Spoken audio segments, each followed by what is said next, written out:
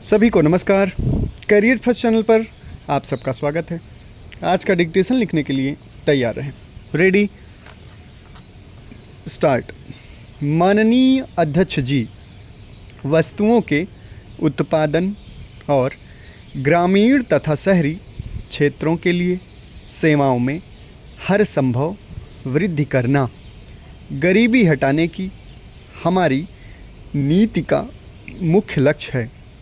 इसके लिए उत्पादन का पैमाना, क्षमता उपयोग, स्वदेशी टेक्नोलॉजी की भूमिका, श्रम उत्पादकता, विस्तृत निर्यातक कार्यप्रणाली, भविष्य में लघु और मध्यम उद्यम के महत्व और मौजूद प्रशासनिक तथा प्रबंध तंत्र का संचालन करने की नीतियों पर नए सिरे से विचार करना होगा।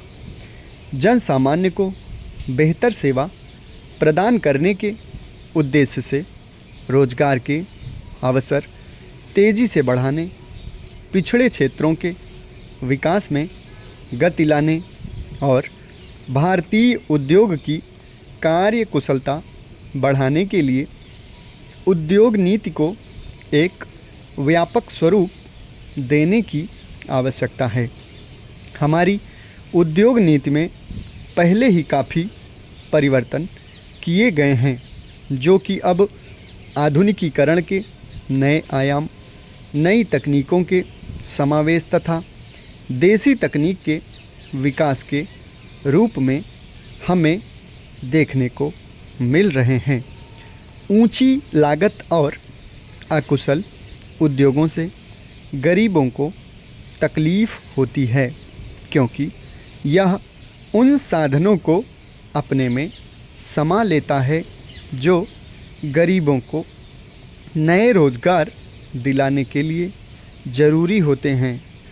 उद्योगों को चाहिए कि वे विशाल जन समुदाय की सेवा करें, भुगतान शेष की एक व्यावहारिक स्थिति बनाए रखने की चुनौतियों का सामना करने के लिए निर्यात और पर्यटन को बढ़ावा देने की भारी ज़रूरत है।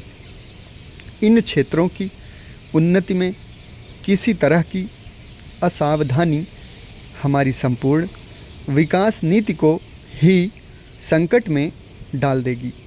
संपूर्ण राष्ट्रीय समुदाय को प्रशासनिक कार्यप्रणाली से ताल्लुक़ रखने वाले मुद्दों पर बहस में हिस्सा लेना चाहिए। इसी प्रकार एक ठोस कार्यक्रम सामने आएगा। हमारे प्रशासन में कार्य कुशलता और जिम्मेदारी की भावना चाहिए। हमें बुनियादी राजनैतिक संस्थाओं को स्वस्थ और प्राणवान रखने के लिए अपने चुनाव संबंधी तथा अन्य कानूनों को बदलने की ज़रूरत होगी। सरकार ठोस सुझावों के लिए राजनीतिक पार्टियों के नेताओं से विस्तार से सलाह करेगी, जिससे कि सार्वजनिक जीवन को और साफ सुथरा बनाया जा सके।